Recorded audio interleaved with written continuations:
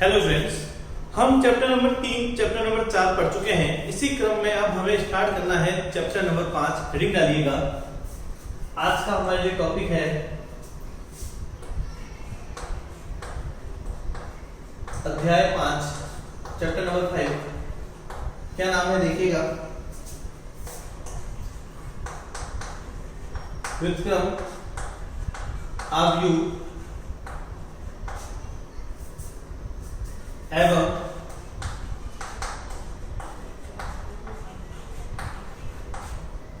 रैखिक समीकरण। व्युत्क्रम, आव्यूह एवं रैखिक समीकरण हेडिंग डालिएगा और सबसे पहले इसके अंदर परिभाषा लिखिए। पहली परिभाषा लिखिएगा, व्युत्क्रमणीय आव्यूह। व्युत्क्रमणीय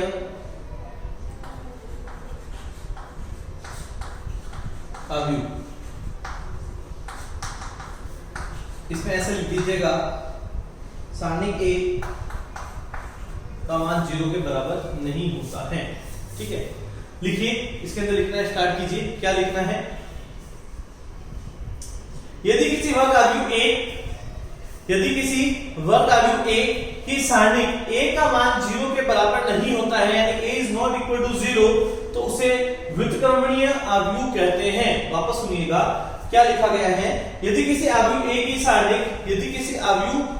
सारणी का मान 0 के बराबर नहीं होता है, यानी मैंने लिख दिया है कि जो सारणी A is not equal to 0, तो हम कह सकते हैं कि उसका जो मान होगा वो व्युत्क्रमणीय आव्यूह के बराबर होता है। इसको इस तरीके से प्रदर्शित करते हैं। अपन को लिखना है सारणी A is not equal to 0। आगे हिंदी डालिए। दूसरा,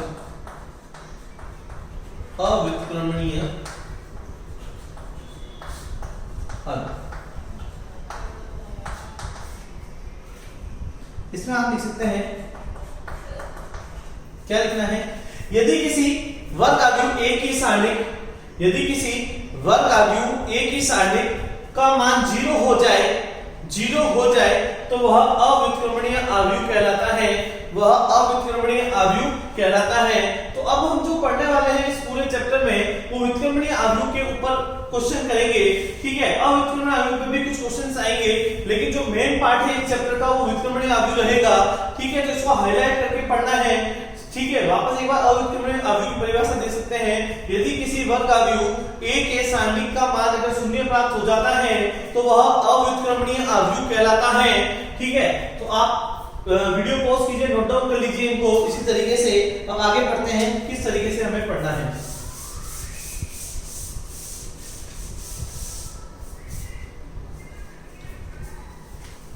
अब हेडिंग है वर्ग आव्यूह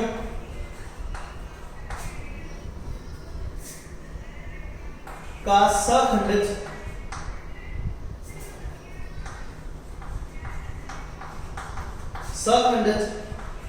आव्यूह। देखिए, इसके अंदर लिखिए आप सबसे पहले, यदि किसी वर्ग आव्यूह A बराबर Aij m into n, यदि किसी वर्ग आव्यूह A बराबर Aij bracket m into n की सारणी A के अवयव Aij का सखंडज Fij हो तो वर्ग आव्यूह Fij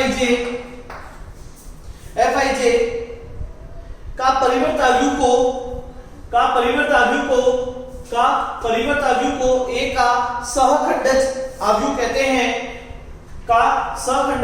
कहते हैं। इसे एडजॉइंट A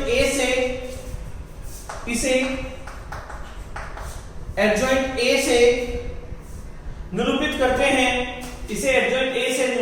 हैं। देखिए मैंने क्या लिखाया है, यदि किसी वर्ग आव्यूह A बराबर Aij m into n के सारणिक A का अवयव Aij का सहखंडज का अपने पास में क्या है, सहखंडज दिया गया है Fij हो, तो उसका हमें क्या करना है, परिवर्त आव्यूह निकालना है। परिवर्त आव्यूह के बाद परिवर्त अवयव जो हम निकालेंगे वही उस A का सखंडक अवयव कहलाएगा। इसे एडजॉइंट A से निरूपित किया जाता है। देखिए इसको किस तरीके से हम ज्ञात करते हैं, उदाहरण से समझते हैं। पहले वीडियो पॉज कीजिए, इसे नोट डाउन कीजिए, उसके बाद मैं आपको समझा देता हूं कि आप क्या कहना चाहते हैं।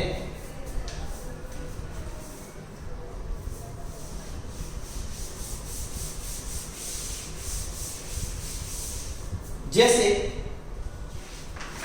अब हम एक उदाहरण ले लेते हैं।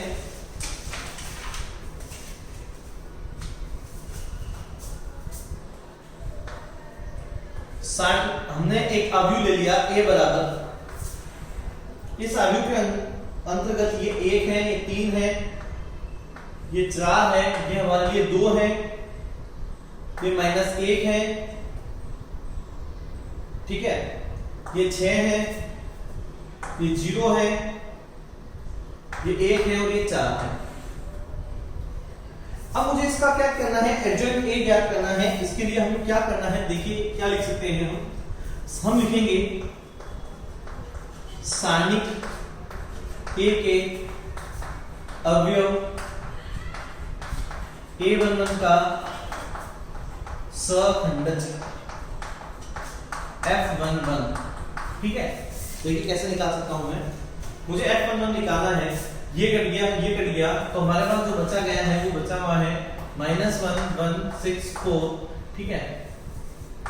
या F11 लिख दीजिएगा और -1 की पावर 1 + 1 कर दीजिएगा, ठीक है। इस तरीके से करना है। तो जो इसका आंसर आएगा -4, ठीक है, और इसका जो आंसर आएगा +- का 6, तो आंसर जो निकल के आएगा वो -10 निकल के आएगा, ठीक है। सेम रहेगा A1 का सखंडज, यानी हम लिख सकते हैं A के अवयव A12 का सखंडज F12 -1 की पावर 1 + 2। ये कटा, कौन आया, 3 1 4 4, तो ये आएगा -4 × 12 -4, तो ये आएगा -8, ठीक है। फिर वही रहेगा A के अवयव का सारणिक A के अवयव A13 का सखंडज F13 -1 की पावर 1 + 3, ये कट गया, तो यहां से आया 3 - 1 4 6, तो ये आएगा 4 6, तो 3 में +1 कितना होता है 4, तो ये आएगा धनात्मक 6 × 18 -+ का 4 हो जाएगा, तो इसका आंसर 22 आने वाला है, ठीक है। फिर A के अवयव A21 का सखंडज F21 -1 की पावर 2 + 1। अब इस बार ये कट गया, कौन आया 2 0 6 4, ठीक है। तो ये माइनस का आएगा 4 2 8 -0, तो आंसर आएगा -8 वापस, ठीक है। फिर रहेगा A के अवयव A22 का सखंडज F22, ये रहेगा -1 की पावर 2 + 2, ठीक है। ये कटा, तो यहां से आया 1 0, ठीक है।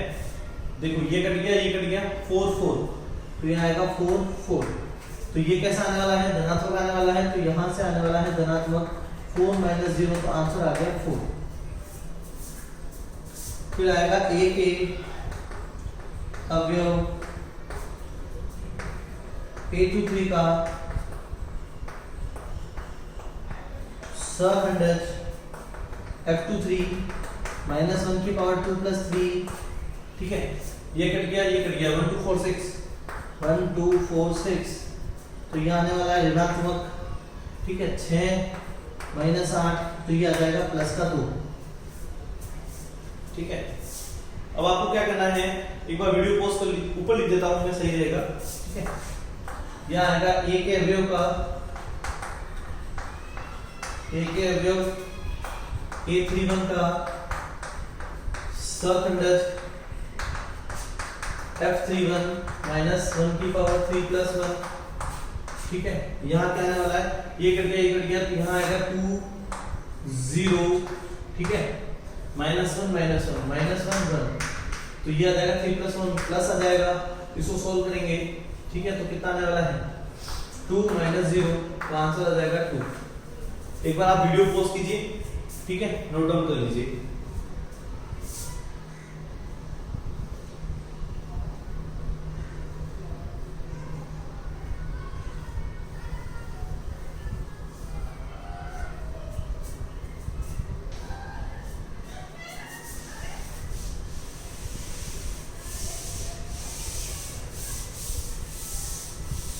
अब हम क्या करते हैं, अब हम लिखते हैं सारणी ए के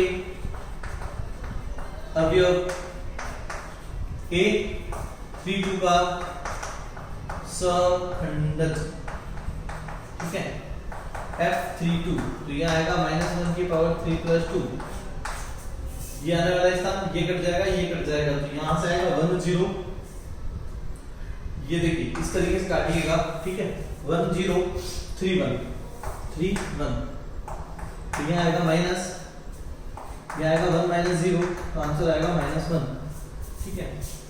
अब रहेगा A के अवयव A33 का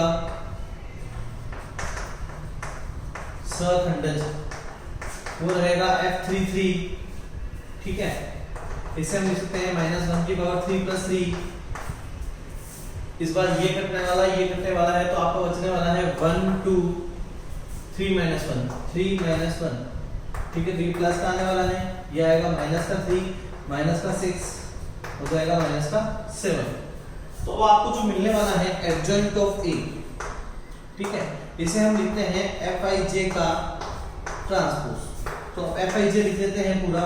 देखिए मेरा Fij क्या था, मैं देख के लिख देता हूँ, आपने भी देख के लिख लिया होगा।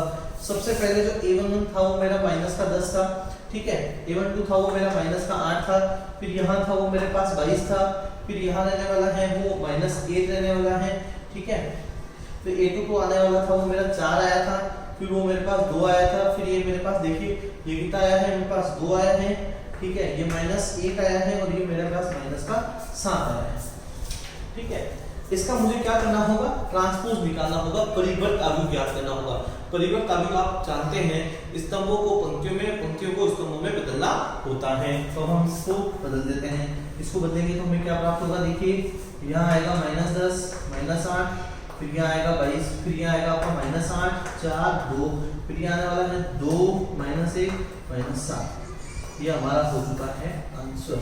इस तरीके से आपको सखंडक आव्यूह ज्ञात करना होता है, एडजॉइंट ज्ञात करना होता है, ये इस तरीके से ज्ञात होगा। वीडियो पॉज कीजिए, अच्छे से लिखिए, और भी हम क्वेश्चन करेंगे उसे हमें अच्छे से समझ में आएगा, एक बार लिख लीजिए।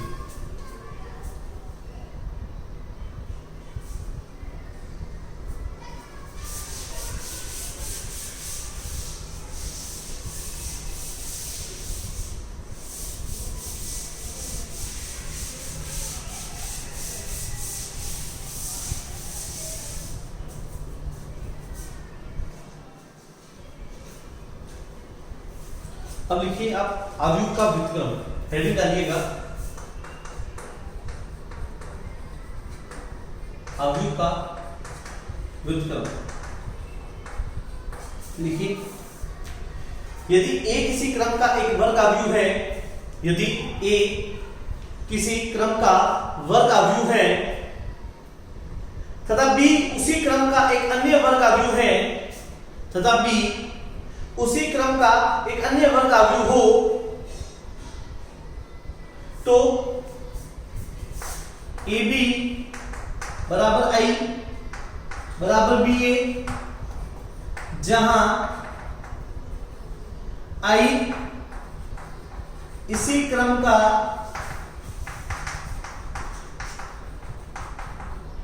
वर्ग का, इसी क्रम का इकाई वर्ग आव्यूह होगा, इकाई वर्ग आव्यूह होगा, तो आव्यूह B, तो आव्यूह B आव्यूह A का व्युत्क्रम में आव्यूह कहलाता है। आव्यूह B अवयव ए का व्युत्क्रमणीय अवयव कहलाता है तथा इसे ए इनवर्स से व्यक्त करते हैं वापस देखिएगा क्या परिभाषा है। यदि ए किसी भी क्रम का एक वर्गाव्युह है, बी भी उसी क्रम का एक वर्गाव्युह है, तो आपने क्या लिखा है कि ए बी बराबर आई बराबर बी है, जहां आई इसी क्रम का इकाई वर्गाव्युह हो तो बी ए के लिए क्या होगा, तो हम कह सकते हैं तो अवयव बी अवयव ए का व्युत्क्रमणीय अवयव कहलाता है, इसे ए इनवर्स लिखते हैं। ठीक है, इसे क्या लिखेंगे, ए इनवर्स लिखेंगे। तो ये हमें जो चीज मिल सकती है इसे हम लिख सकते हैं b बराबर a इनवर्स। देख लीजिएगा हम क्या लिख सकते हैं, b बराबर a इनवर्स। एक चीज और लिख लीजिएगा इसके साथ, i बराबर होता है a inverse into a inverse into a लिख सकते हैं। ठीक है, ये अच्छे से लिख लीजिए, वीडियो पॉज कीजिए, इसे अच्छे से नोट डाउन कर लीजिए। अब हेडिंग डालिए कुछ महत्वपूर्ण प्रमेय। क्या हेडिंग डालेंगे, कुछ महत्वपूर्ण प्रमेय। कुछ महत्वपूर्ण प्रमेय। सबसे पहले प्रमेय लिखिए, प्रमेय नंबर 1। एक वर्गाव्युह ए व्युत्क्रमणीय होता है, एक वर्गाव्युह ए व्युत्क्रमणीय होता है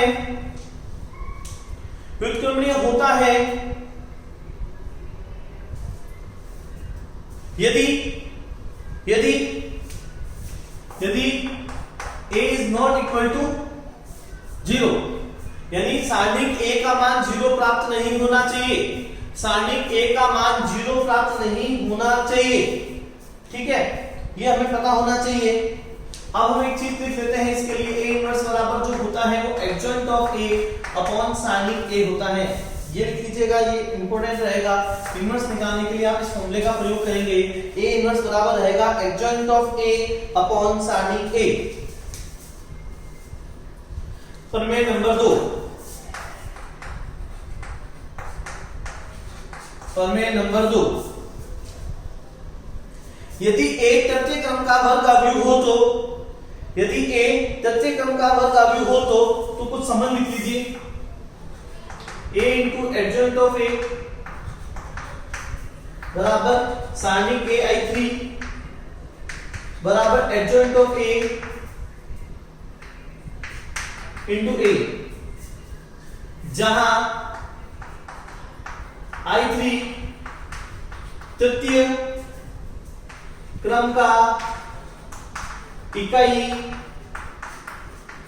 अवयव है, जहां i3 तृतीय क्रम का इकाई अवयव है।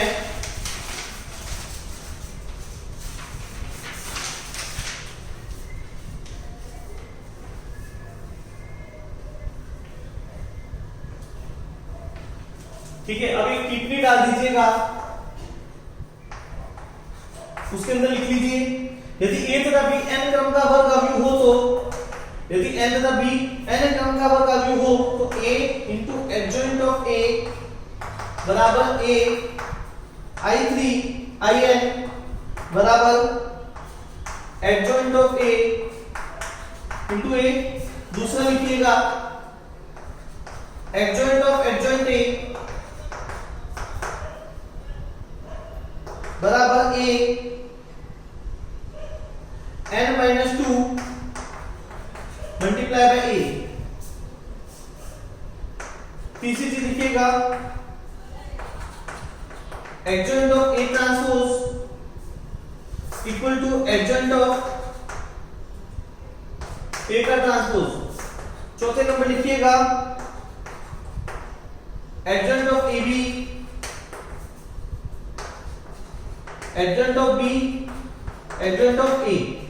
ये चार चीजें लिख लीजिए, इसको अच्छे से हम समझ लेंगे किस तरीके से काम में ली जाएगी। तो प्रमेय नंबर 1 कहती है कि आपके पास सारणी A का मान क्या होना चाहिए, कभी भी 0 नहीं होना चाहिए, सारणी A कभी 0 नहीं होना चाहिए। फिर इनवर्स का सूत्र मुझे पता चल गया, A इनवर्स बराबर होता है एडजॉइंट ऑफ A अपॉन सारणी A। प्रमेय नंबर 2 है कि A into adjoint of A बराबर सारणी A को I3 से गुणा कर दीजिएगा, ठीक है, एडजॉइंट A इनटू A मिल जाएगा। इस तरीके से हम इसे ज्ञात कर सकते हैं, इसे प्रूव भी करेंगे अपने क्वेश्चनों में, हमें पता चल जाएगा किस तरीके से करना है। और I3 है वो तृतीय क्रम का इकाई अवयव रहेगा, ठीक है। इसमें कुछ संबंध है जो हमारे पास काम आ सकते हैं हमारे फ्यूचर में, तो इन्हें भी हमने अच्छे से लिख लिया है। वीडियो पॉज कीजिए, नोट डाउन कीजिए।